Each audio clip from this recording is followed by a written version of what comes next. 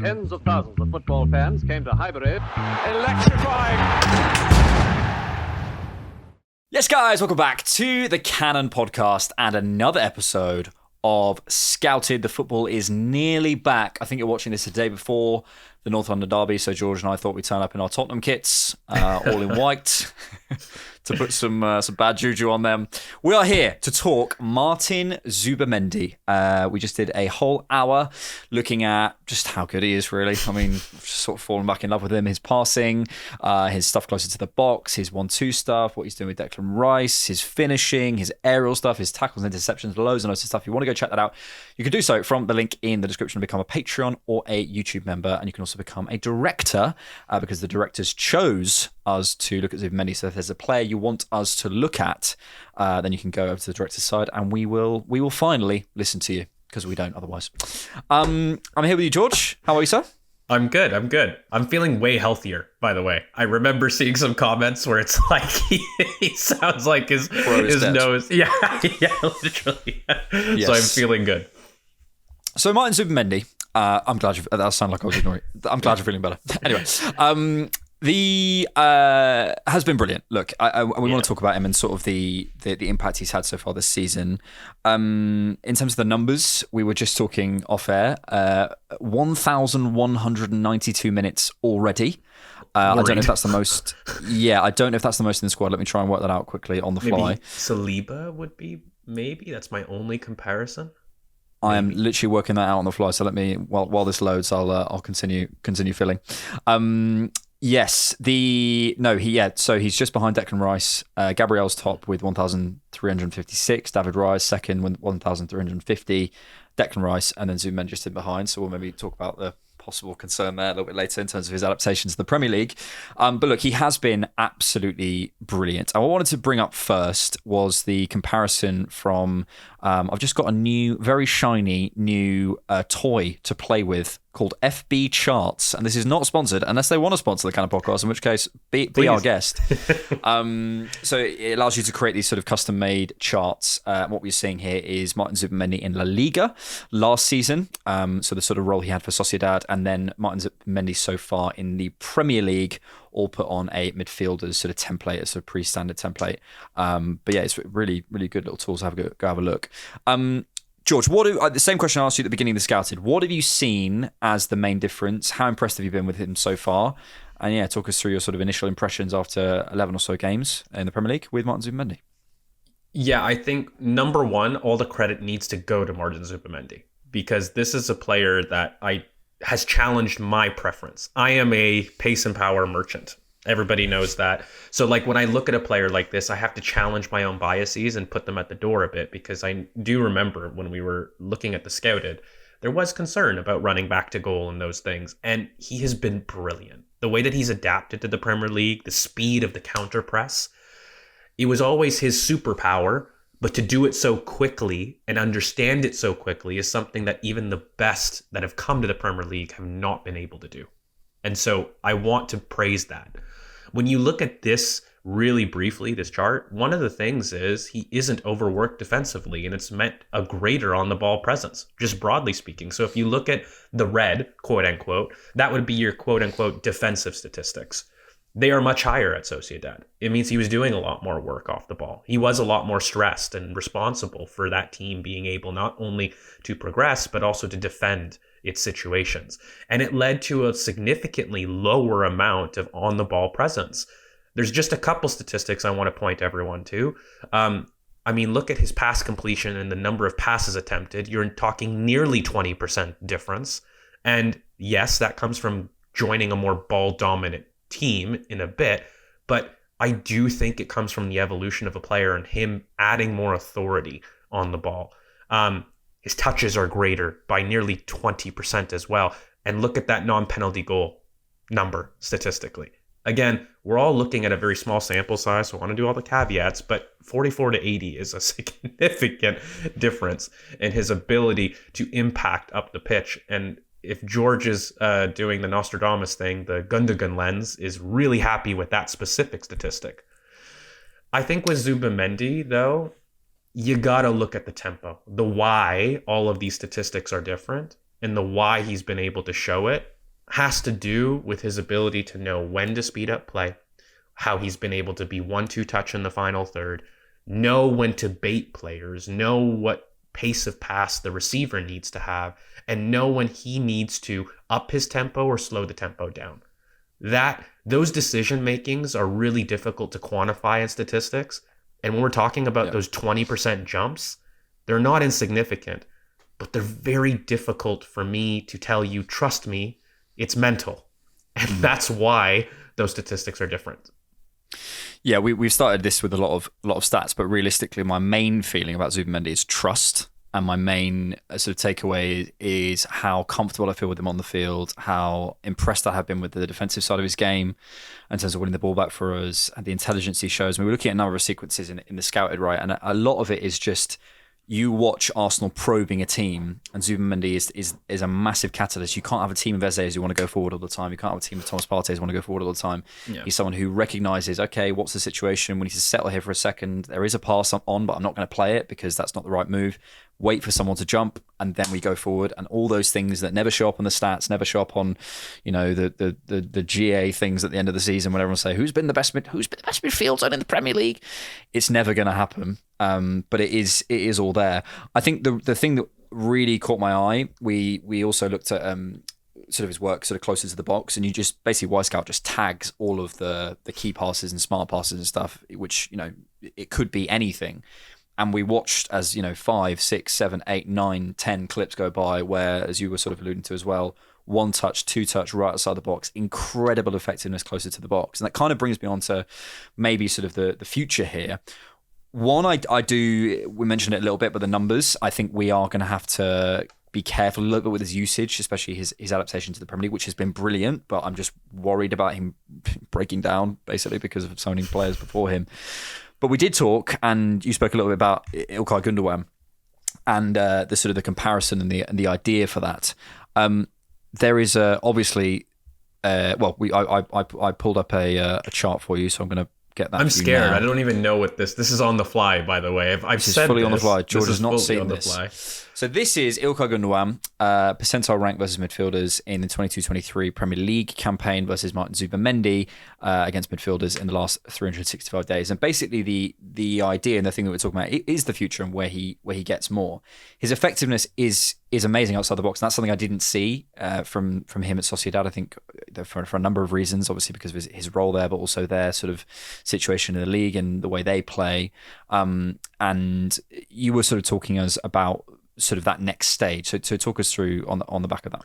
Yeah, I think it's about transitioning to output in terms of some goals. And when I think in the last 5 to 6 games, we've seen a Zubimendi that's higher up the pitch, generally speaking, and a Declan Rice that's been a little bit deeper in their usages. Ilkay Gundogan, let's have it right, was somebody that really played in the floating role, really had flexibility to join the pivot, but was higher, right? Like the intentions are a bit different. I think Zubimendi is pivot first, join the attack later, right? And if you're asking yourself about can he become this and expand his shot creating action, expand his output in the final third, the freakish ability to be 1-2 touch in a crowded space and in the final third is the secret sauce that I think you try to recruit 80 million pound players for. And he shows it with such consistency. There legitimately has not been a single playlist action that we saw that was more than 2 touches. And it all hit a player. It wasn't even just, okay, I'm playing it quickly. Where did it go? It was creating big chance after big chance after big chance. They were small, but my God, were they impactful. And when he does it, it is a big opportunity for a team. Look, I think he's got the ability to show this. He's got the spatial awareness. He's got the technique. He's got the mind. And he chooses to be riskier higher up the pitch, not more conservative. And that's a bravery that not a lot of players have. It's going to go into your squad building about what your squad might need, because this is a guy that I think has an all-round ability. It's about what ability you want him to show on the day and for what opponent, more than maybe pigeonholing him into one aspect. But This will grow, in my opinion. You will see more goals. You will see more assists. You'll see more instances of this because we've just seen the tip of the iceberg. But yeah, I think it's probably more about you, the team, dictating what qualities you want him to show as opposed to him showing you. We spoke about this on the Yildiz Scouted, right? There is always this temptation when a player shows this to sort of go, well, if we only give them more roles further up the pitch, they'll have more goals and assists or whatever, they'll be more effective and more showy. But I think the point you made there, because he has so much to his game, and because there's sort of less obvious things that, knocking one in against Nottingham Forest, you say, well, put that guy there consistently, he's going to win his games.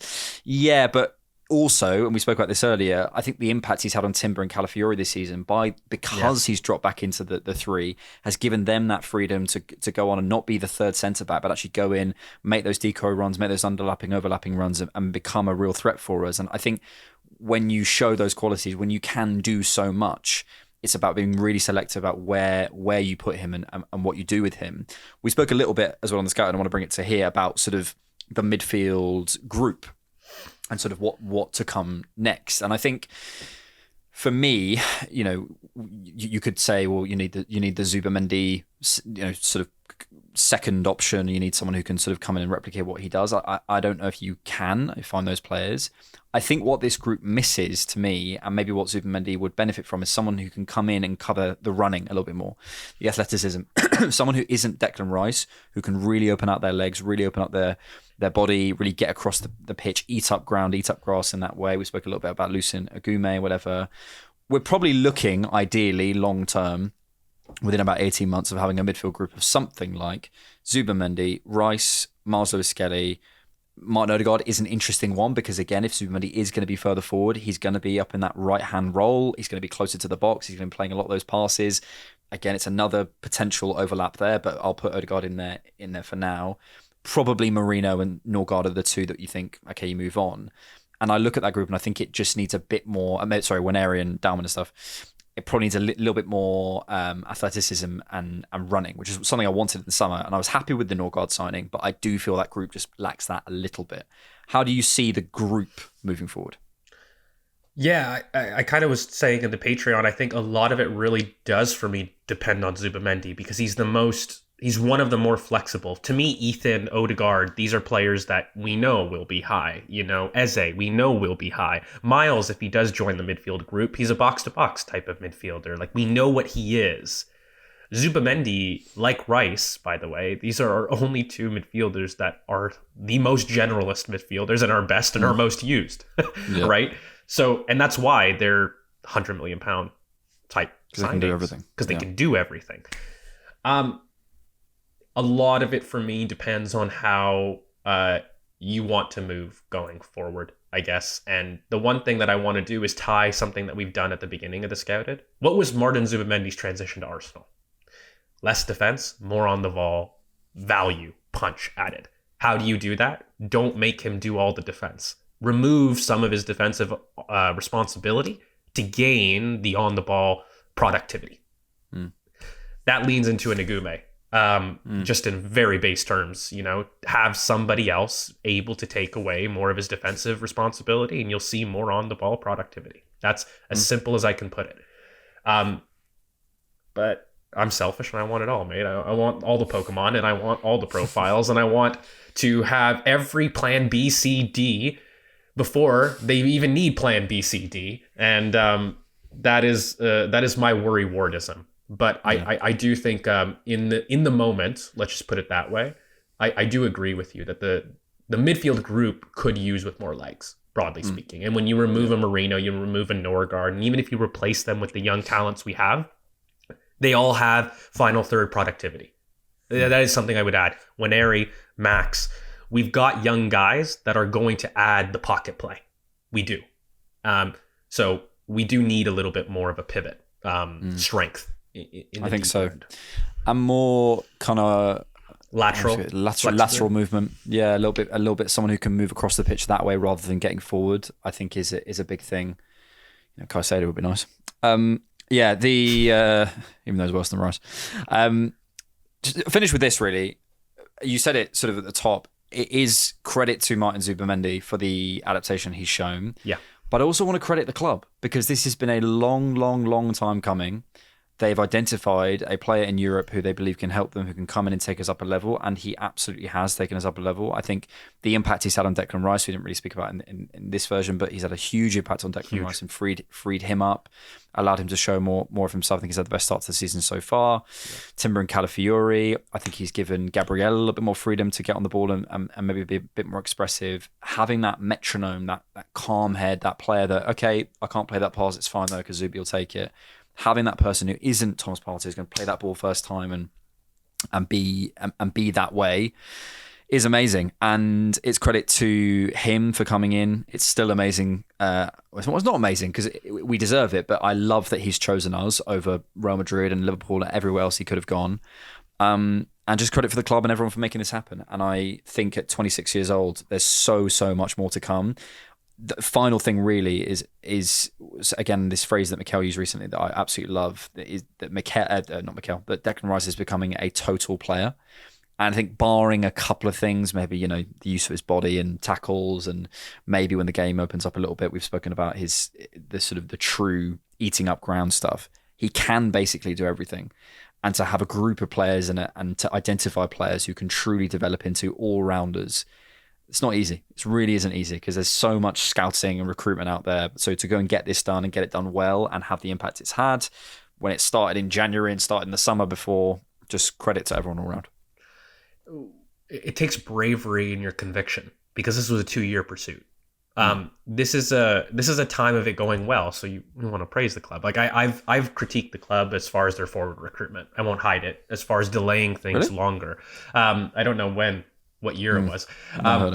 But I guess my point is this is an example of wait for good things and it worked. Like I get it. If my waiting was going to result in this in the forward department, I'd shut up. I would not say a word about it. And okay, it can go wrong in one area, which it has for me in the forward department.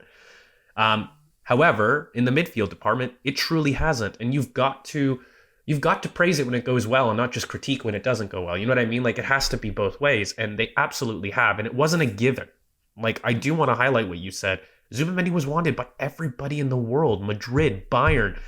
This is an example of Arsenal throwing their weight around globally and saying we are him in the team globally term, right? Like this was a desired player who we knew was going to have a world-class impact, who has had a world-class impact.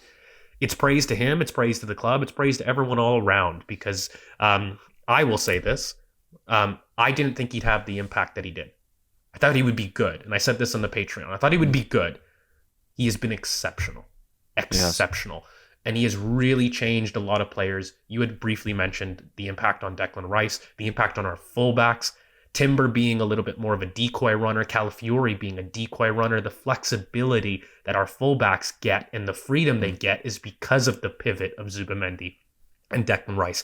The trust that this team has in them. We can commit more players forward because of it. And it allows a lot more freedom that a lot of people critique Mikel didn't have. And it all comes from the knock-on effects. And I think the biggest thing that you can praise Zubimendi for is it wasn't a given, is everything I keep coming back to. It wasn't a given he would come to us. It wasn't a given his adaptation would be so seamless. And it wasn't a given that he would be able to have this type of impact this soon, and he has. So credit to the man, credit to the club, and credit to our ability to let him show new things. Because all the while, he has been able to show the world he's got a little bit more impact in the final third. And of course, it makes me happy because I think that he's got more to show in that aspect. And credit to our directors who chose Zubimendi to be scouted this week. And if you want to get involved in the votes for the scouted, you can do so by becoming a director on Patreon and on YouTube members. Thank you so much if you have already. If you're a North Bank member, thank you so much. You get access to our Discord, scout episodes, rewatches, loads and loads of extra content. So thank you all so much for being here. Thank you, George. Thank you, good sir.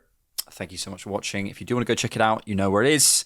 Thanks so much for watching, and thanks for keeping it Arsenal. Tens of thousands of football fans came to Highbury.